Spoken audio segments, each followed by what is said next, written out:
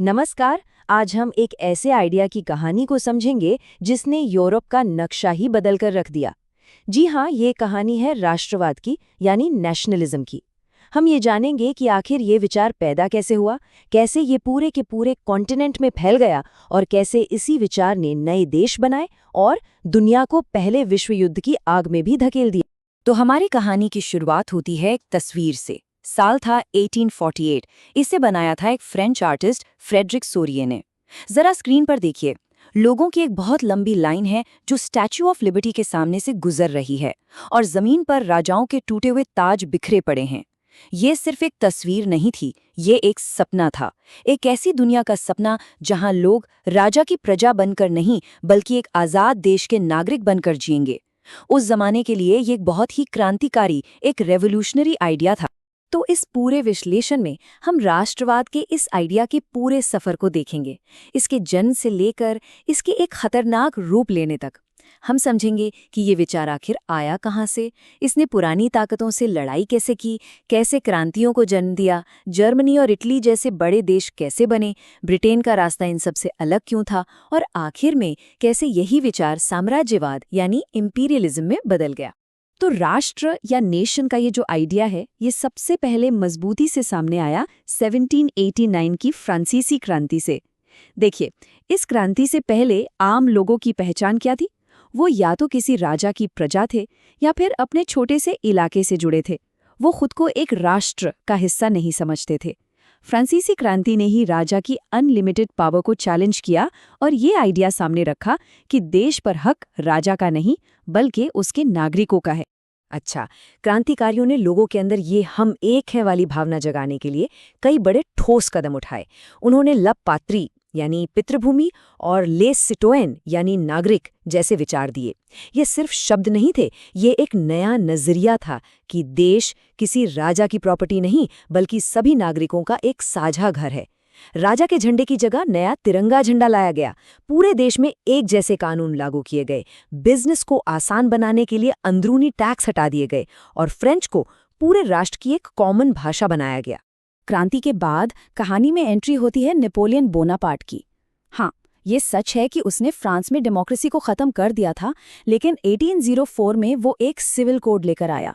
इस कोड ने जन्म के आधार पर मिलने वाले सारे स्पेशल राइट्स खत्म कर दिए, कानून के सामने सबको बराबर कर दिया और प्रॉपर्टी के अधिकार को सिक्योर किया। अब अपनी जीती हुई जगहों पर नेपोलियन इन आइडियाज को भी ले गया, जिससे अनजाने में ही सही वहां भी राष्ट्रवाद की भावना भड़कने लगी। नेपोलियन का जो असर था वो एक दो-धारी तलवार की तरह था। एक तरफ उसने एडमिनिस्ट्रेशन को सुधारा, ट्रांसपोर्ट बेहतर किया, सामंती व्यवस्था खत्म की, लेकिन दूसरी तरफ बढ़े हुए टैक्सेस, सेंसरशिप और सेना में जबरदस्ती भर्ती की वजह से लोग धीरे धीरे उसके खिलाफ होने लगे। मतलब सुधार तो सबको अच्छे लगे, लेकिन अपनी राजनीतिक आज़ादी का छिन जाना किसी को पसंद नहीं आया। तो नेपोलियन के हारने के बाद पूरा यूरोप दो तरह की सोच के बीच एक जंग का मैदान बन गया। एक तरफ था लिबरल नेशनलिज्म का नया विचार और दूसरी तरफ थी राजशाही को किसी भी कीमत पर बनाए रखने वाली पुरानी रूढ़िवादी सोच। ये दोनों विचार एक दूसरे से बिल्कुल अलग थे। जो उदारवादी थे यानी लिबरल्स, जिनमें ज्यादातर पढ़े लिखे मिडिल क्लास के लोग थे, वो संविधान चाहते थे, व्यक्तिगत आज़ादी चाहते थे और सबकी सहमति से बनी सरकार चाहते थे। वहीं दूसरी तरफ जो रूढ़िवादी थे यानी कंजर्वेटिव्स, वो राजशाही, चर्च और पुराने सोशल स्ट्रक्चर को ही बचाए रखना चाहते थे। और मजे की बात यह है कि ये लड़ाई आज भी दुनिया के कई हिस्सों में अलग अलग रूपों में हमें देखने को मिलती है। उदारवाद सिर्फ एक राजनीतिक सोच नहीं थी, इसका एक आर्थिक पहलू भी था। जरा सोचिए, उस समय के जो जर्मन भाषा बोलने वाले इलाके थे, वहाँ 30 से भी ज्यादा तरह की करेंसी चलती थी और जगह जगह टैक्स बैरियर थे, जिससे व्यापार करना बहुत ही मुश्किल था।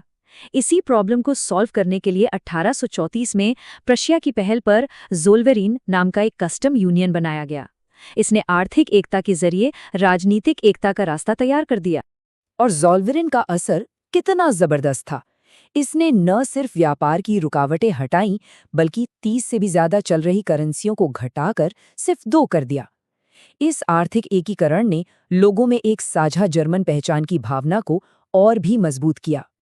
अब हम कहानी के उस दौर में आते हैं जब राष्ट्रवाद का ये आइडिया पूरे यूरोप में आग की तरफ फैल गया। ये एक तरह से नेपोलियन के बाद जो दमनकारी रूढ़िवादी सरकारें बनी थीं, उनके खिलाफ एक रिएक्शन था। 1830 से 1848 के बीच का ये जो समय है, इसे क्रांतियों का युग कहा जाता है। इसमें सिर्फ राजनीति नहीं, बल्कि आर्ट, कल्चर और इमोशंस ने भी बहुत बड़ा रोल निभाया। इस दौर के एक बहुत बड़े नायक थे इटली के क्रांतिकारी ग्यूसेप मैग्जिनी। उन्होंने यंग इटली जैसे सीक्रेट संगठन बनाकर रूढ़िवादी सिस्टम के खिलाफ क्रांति की मशाल जलाए रखी। ऑस्ट्रिया के चांसलर ड्यूक मेटरनिक उन्हें हमारी सामाजिक व्यवस्था का सबसे खतरनाक दुश्मन कहते थे, और ये बात मैग्जिनी के बढ़ते हुए प्रभाव को साफ साफ दिखाती। ड्यूक मेटरनिक का ये कहना बिल्कुल सही था कि जब फ्रांस छींकता है तो बाकी यूरोप को जुकाम हो जाता है। 1830 में जब फ्रांस में जुलाई क्रांति हुई तो इसकी चिंगारी पूरे यूरोप में फैल गई।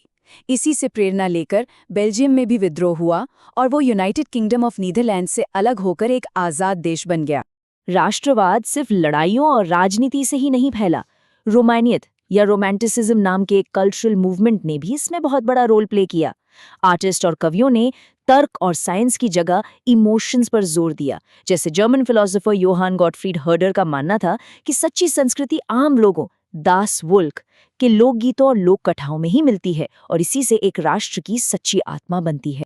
तो अब कहानी उस मोड़ पर आती है जहां राष्ट्रवाद का ये विचार सिर्फ एक आइडिया नहीं रहा, बल्कि इसने जमीन पर हकीकत का रूप लिया। और इसी से बने आधुनिक यूरोप के दो सबसे महत्वपूर्ण देश, जर्मनी और इटली। जर्मनी का एकीकरण भाषणों या वोटों से नहीं हुआ, जैसा कि उदारवादियों ने 1848 में कोशिश की थी। ये हुआ प्रशिया के चांसलर ऑटो वॉन बिस्मार्क की लॉ और रक्त यानी ब्लड एंड आयरन की नीति से। बिस्मार्क ने कूटनीति और फौज दोनों का इस्तेमाल किया। 7 साल के अंदर 3 बड़ी लड़ाइयां जीतकर उन्होंने 1871 में वर्साय के शानदार शीश महल में एक एकीकृत जर्मन साम्राज्य की घोषणा कर दी। इटली का एकीकरण 3 महान लोगों की वजह से मुमकिन हो पाया। ग्यूसेप मजीनी थे इस आंदोलन की आत्मा, जिन्होंने क्रांति की लौ जलाई। काउंट कवूर थे इसका मस्तिष्क, जिन्होंने अपनी कूटनीति से ऑस्ट्रिया को हराया। और ग्यूसेप गैरिबाल्डी थे इसकी तलवार, जिन्होंने अपनी वॉलंटियर्स की सेना रेड शर्ट्स के साथ दक्षिणी इटली को आज़ाद कराया। अच्छा, हर राष्ट्र क्रांति से ही नहीं बना। ग्रेट ब्रिटेन का बनना किसी एक क्रांति का नतीजा नहीं था, बल्कि ये एक बहुत लंबी और धीमी प्रक्रिया थी। इसीलिए इसे एक अनोखा मामला या स्ट्रेंज केस भी कहा जाता है। देखिए, 18वीं सदी से पहले कोई ब्रिटिश राष्ट्र था ही नहीं। लोग या तो अंग्रेज थे, या वेल्श, या स्कॉट, या फिर आयरिश। धीरे धीरे इंग्लैंड की ताकत और पैसा बढ़ता गया। 1707 में एक्ट ऑफ यूनियन के जरिए स्कॉटलैंड को मिला लिया गया, जिससे उसकी अपनी संसद ही खत्म हो गई। फिर 1801 में एक विद्रोह को बेरहमी से कुचलकर आयरलैंड को जबरदस्ती शामिल कर लिया गया। इसके बाद यूनियन जैक झंडे, राष्ट्रगान और अंग्रेजी भाषा के जरिए एक नई ब्रिटिश पहचान को सब पर थोप दिया गया। अब कहानी के आखिरी हिस्से में हम ये देखते हैं कि कैसे जो राष्ट्रवाद का विचार आज़ादी का प्रतीक बनकर शुरू हुआ था, वो धीरे धीरे एक आक्रामक और खतरनाक ताकत में बदल गया। यहाँ एक बहुत ही जरूरी सवाल उठता है, क्या होता है जब अपने राष्ट्र के लिए प्यार दूसरे राष्ट्रों से नफरत और उन पर हावी होने की इच्छा बन जाता है? और यहीं से कहानी राष्ट्रों के बनने से उनके बीच टकराव की ओर मुड़ जाती है। 19वीं सदी के अंत तक राष्ट्रवाद की ये भावना साम्राज्यवाद में बदल गई। हमारा राष्ट्र सबसे महान है वाली सोच ने दूसरे देशों पर कब्जा करने और उन्हें गुलाम बनाने को सही ठहराना शुरू कर दिया, और यहीं से एशिया और अफ्रीका में कॉलोनीज बनाने की एक होड़ शुरू हो गई। इस आक्रामक राष्ट्रवाद का सबसे विस्फोटक उदाहरण था बाल्कन का इलाका, जिसे यूरोप का बारूद का ढेर भी कहते हैं। ऑटोमन साम्राज्य के कमजोर पड़ने के बाद यहाँ कई छोटे छोटे देश अपनी आज़ादी के लिए लड़ रहे थे। साथ ही रूस, जर्मनी और ब्रिटेन जैसी बड़ी ताकतें भी इस इलाके में अपना प्रभाव बढ़ाना चाहती थी, और इसी आपसी टकराव और टेंशन ने पहले विश्व युद्ध की जमीन तैयार की। चलिए, परीक्षा के लिए कुछ मुख्य तारीखों को जल्दी से दोहरा लेते हैं। 1789 यानी फ्रांसीसी क्रांति, 1815 वियना की संधि, 1830 जुलाई क्रांति, 1848 क्रांतियों का साल और 1871 जर्मनी का एकीकरण। इन तारीखों को और इनसे जुड़ी घटनाओं को याद रखना बहुत जरूरी है। तो ये थी राष्ट्रवाद के उदय की कहानी। अब आते हैं इस विश्लेषण के सबसे महत्वपूर्ण हिस्से पर, जो आपको परीक्षा में बहुत मदद करेगा।